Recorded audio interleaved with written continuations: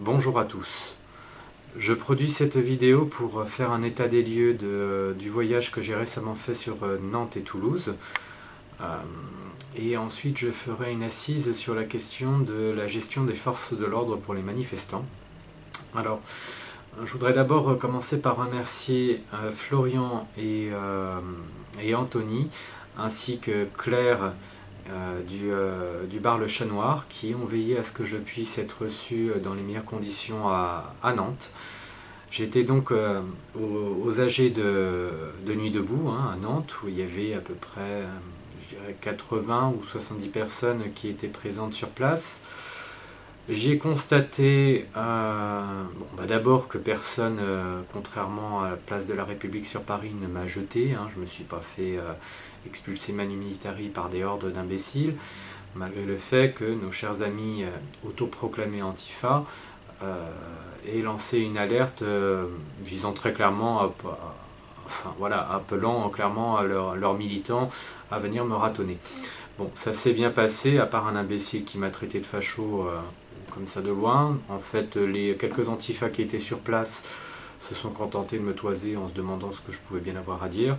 J'ai pu m'exprimer à la tribune sans problème, donc je tiens à signifier que même s'il peut y avoir des soucis comme partout avec des idéologies qui semblent orienter un petit peu le fonctionnement de Nuit debout, que ce soit sur Nantes ou ailleurs, on y est bien reçu, tout le monde peut s'exprimer sans crainte. Donc je constate quand même qu'il y avait un déficit d'organisation, que les organisateurs sur place qui étaient au courant que je devais faire une micro-conférence, j'avais dit à peu près une demi-heure, trois quarts d'heure maxi, ont annulé cela. Il y avait aussi une autre prise de parole d'un citoyen constituant qui devait expliquer un petit peu comment entamer un processus à partir des travaux de la commission constituante de Toulouse. Bon, tout ça a été annulé dès lors qu'ils ont su que j'apparaissais sur place, il ne fallait pas non plus exagérer.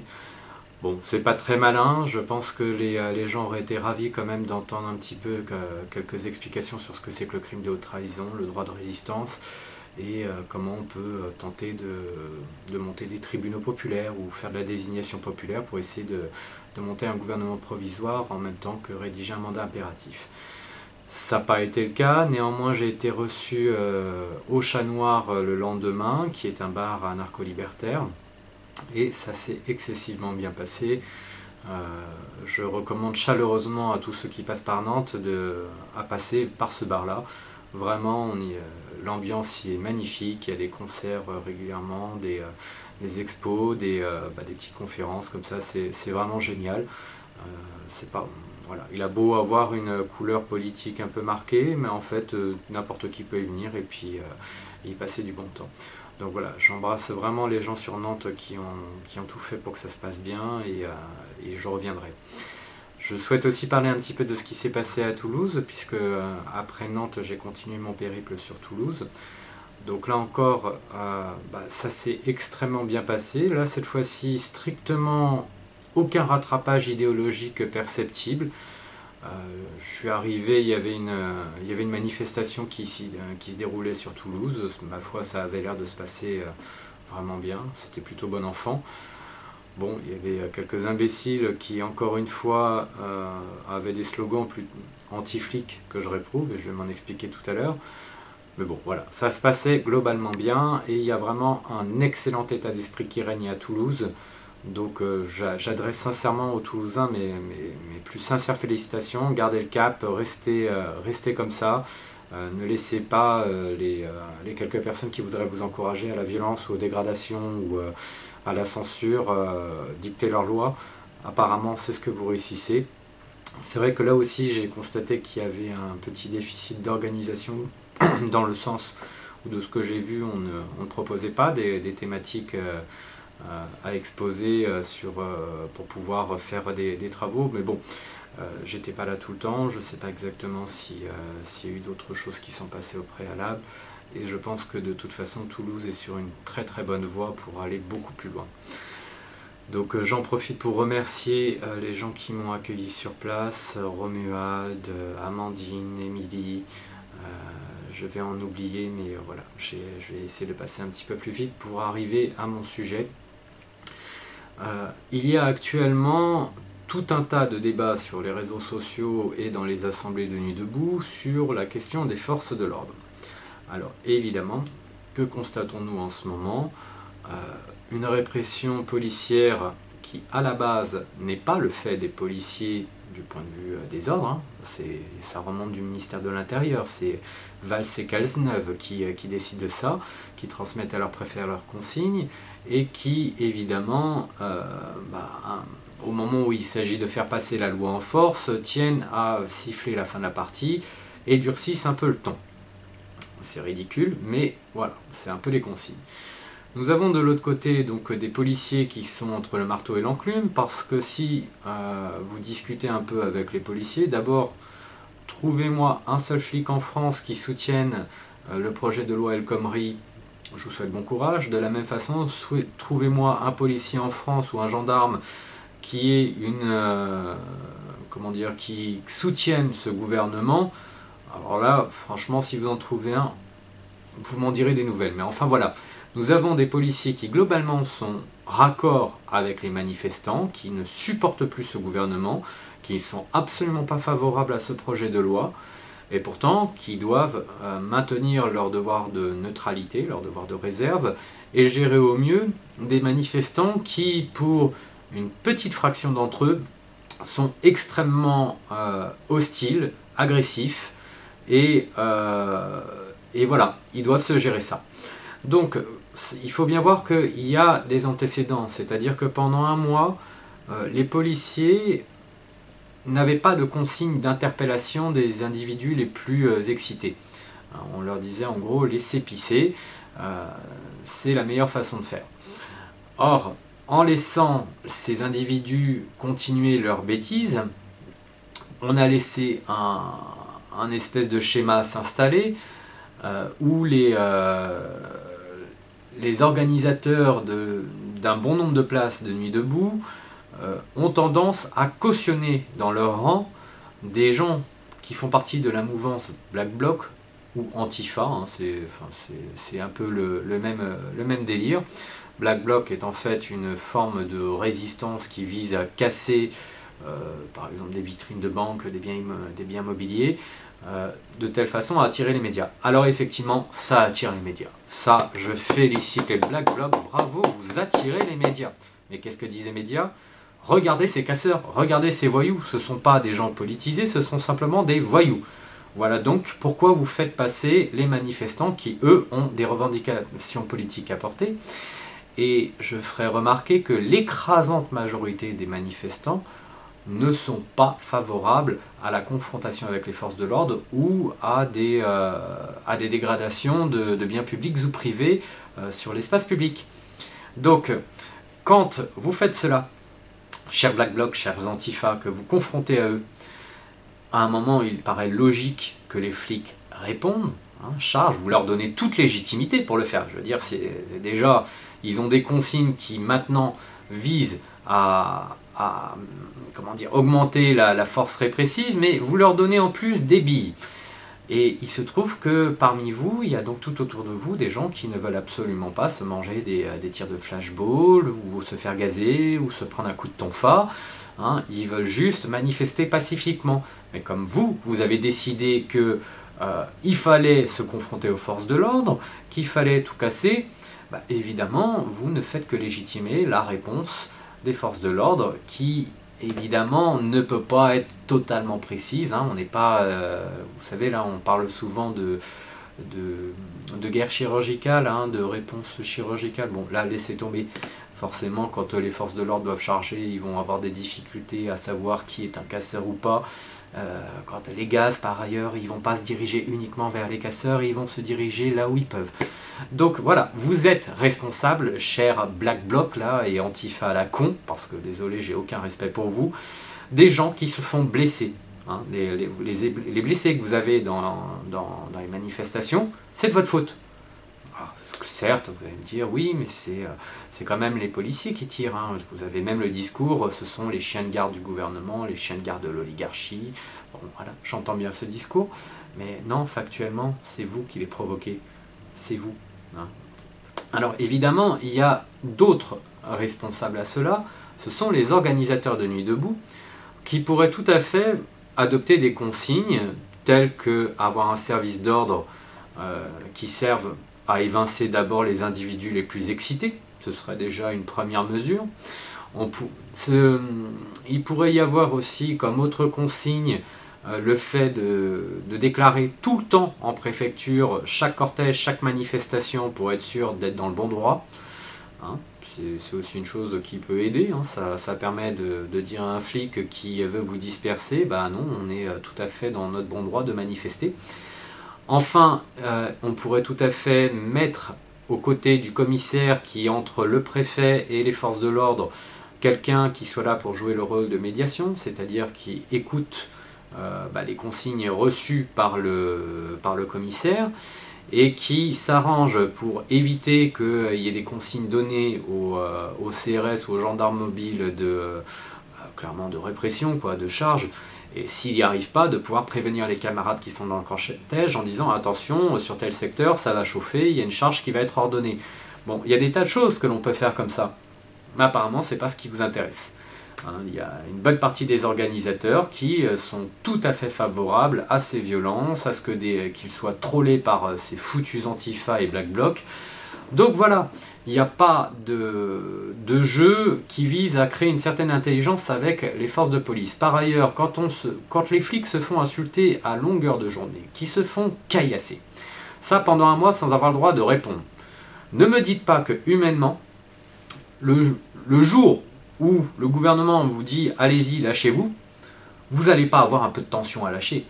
Donc, moi je sais pas, mais si j'étais flic et que à chaque fois que j'assurais la sécurité d'un cortège, j'entendais « tout le monde déteste la police » comme slogan, effectivement j'en aurais un peu gros sur la patate, hein, sachant qu'il y a 9 millions de Français qui appellent police secours chaque année. Hein, on constate d'ailleurs que Nuit debout, ça ne mobilise pas, hein. Les Français n'ont pas l'air tout à fait favorables à ce qui se passe. On n'a toujours pas le million de Français dans la rue pour soutenir Nuit debout. On n'est même pas à 100 000 personnes sur tout le territoire qui se rassemblent dans des assemblées, qui font des petites manifs. Alors certes, de temps en temps, il y a des plus grosses manifs, mais c'est tout. Je veux dire, les Français sentent bien que c'est complètement trollé par l'extrême gauche. Je ne parle pas de la gauche radicale, hein, c'est tout à fait différent. Je parle de l'extrême gauche, donc la gauche qui est violente, hein, qui assume sa violence, et qui se dit j'ai pas envie de me ranger là-dedans. Je vais me faire gazer, j'ai pas envie de me prendre des coups de tonfa à cause de ces cons, j'ai envie de pouvoir aussi dire ce que je pense, y compris si ça plaît pas à des gens qui sont de l'extrême gauche.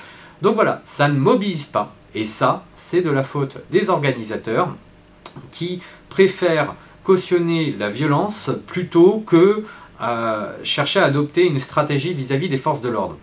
Alors ça ne veut pas dire qu'il faut avoir un discours angélique vis-à-vis des forces de l'ordre. Les bavures, ça existe, et il y a quelques policiers qui feraient bien aussi de réfléchir à leur conception de leur métier. C'est quoi le professionnalisme? Cependant, à part les quelques bavures qui existent ici ou là, hein, et encore une fois je ne nie pas qu'elles existent et je les condamne fermement, je trouve que finalement les mecs sont plutôt professionnels. Hein. Il n'y a pas encore eu un mort, malgré que ce soit quand même chaud, ce soit tendu.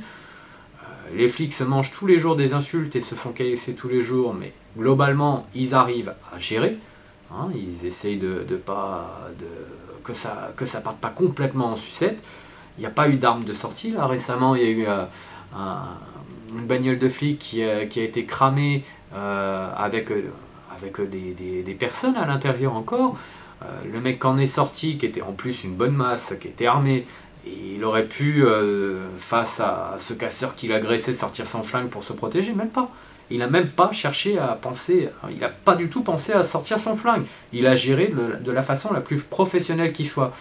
Donc de toutes les façons possibles, moi je trouve que les flics et les gendarmes gèrent plutôt bien les événements, en sachant que tout leur est défavorable. Ils ont une pression par le haut qu'ils n'acceptent pas d'une certaine façon, et ils ont une pression par le bas, puisque les manifestants sont, enfin en tout cas une bonne partie d'entre eux, sont manifestement hostiles.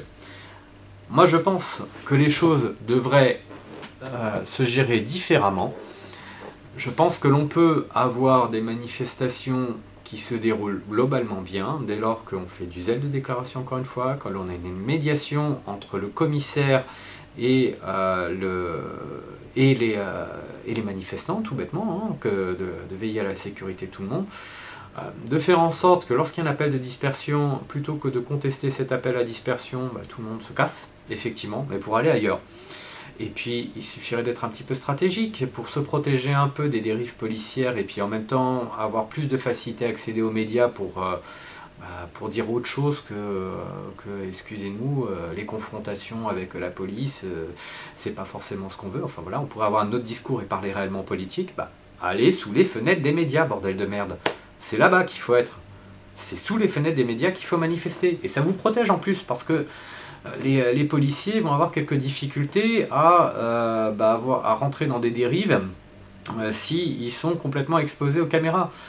Donc, il y a d'autres façons de faire. Moi, clairement, je ne suis pas de ceux qui sont anti-flics primaires. Je ne vois pas du tout l'intérêt. Ça contribue à l'état de droit. Je rappelle que la police, c'est quand même un organe qui nous permet d'avoir une justice globalement neutre et indépendante.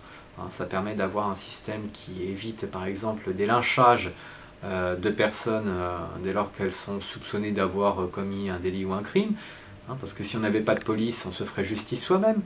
Donc si on se fait justice soi-même, on tombe clairement dans un monde où il n'y a plus de justice, où il n'y a plus d'état de droit, et je ne crois pas que ce soit ce que les Français veulent.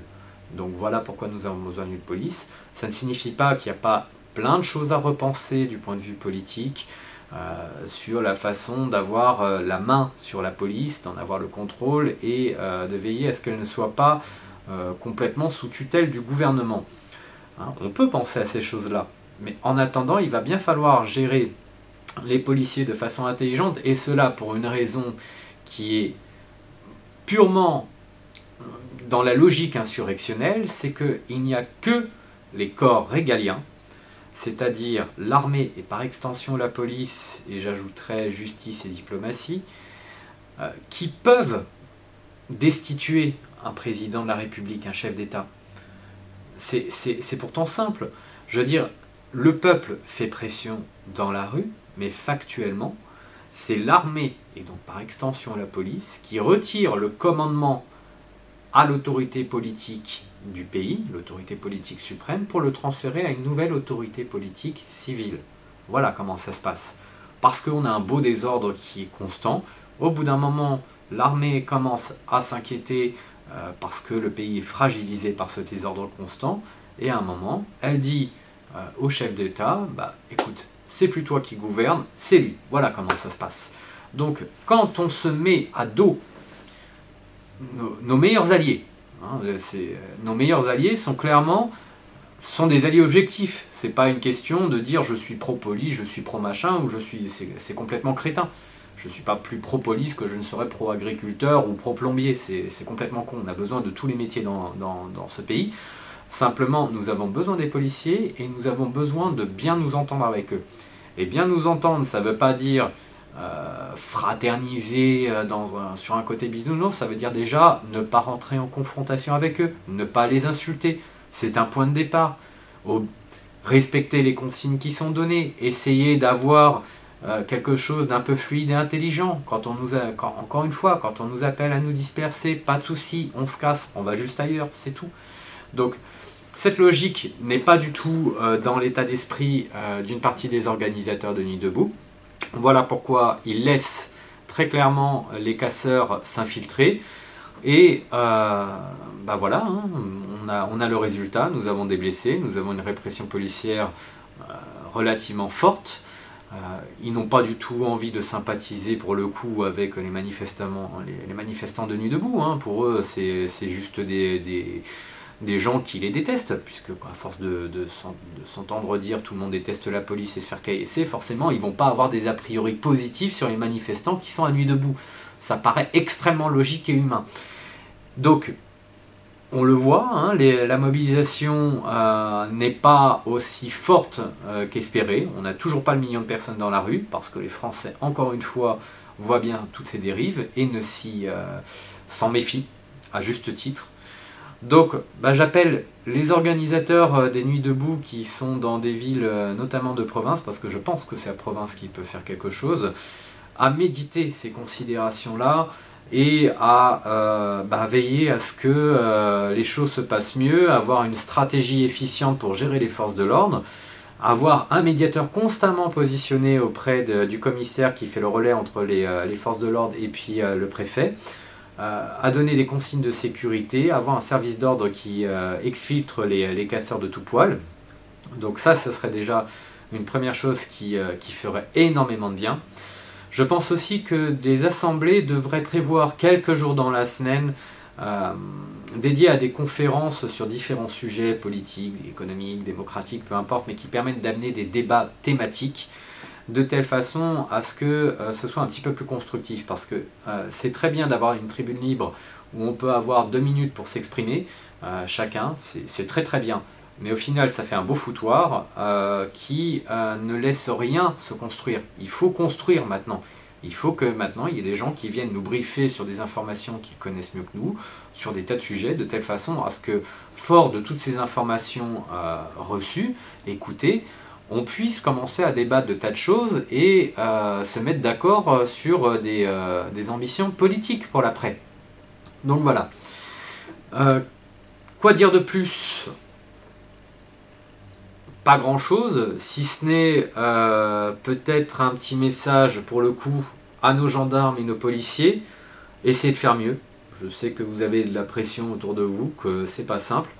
Mais essayez quand même de faire attention à votre image. Vous pouvez tout à fait essayer de gérer les contraintes des ordres qui vous sont donnés par le haut sans forcément être bourrin. Vous pouvez vraiment vous pouvez faire mieux, je pense encore, même si c'est compliqué. Ne laissez pas les brebis galeuses qui sont parmi vous se lâcher un peu trop. Chaque fois qu'il y a une image avec un manifestant qui se fait tabasser pour rien ou qui se fait gazer pour rien, ça dessert la cause de tous. Et comme je sais qu'à la base, vous êtes tout autant hostile que la majorité des manifestants à ce gouvernement et aux putains de lois qui nous sont amenées comme ça en mode rouleau compresseur, comprenez bien qu'il va bien falloir que vous fassiez un petit effort de votre côté. Et puis je pense que vous êtes fatigué, donc ce serait pas un mal pour qu'une bonne partie d'entre vous posiez des congés, vous portiez pâle, quoi. Enfin, trouver des solutions. Vous avez en vous des solutions pour nous aider. Donc voilà, je termine cette vidéo pour signaler que je vais descendre dans le sud de la France et que je serai très certainement sur Draguignan dans le courant de la semaine. J'ai pas encore de date, mais je préviendrai sur Facebook. Donc voilà, si vous voulez venir à ma rencontre, je ne sais pas exactement où je vais passer ensuite après Draguignan, mais en tout cas je serai dans le secteur. Je vous souhaite à tous une bonne résistance, gardez le cap, soyez sérieux, ne soyez pas violents, ne vous laissez pas intimider par les quelques imbéciles qui vous appellent à toutes les violences et les insultes. Restez cool, il faut que ça soit cool, c'est super important. Ciao.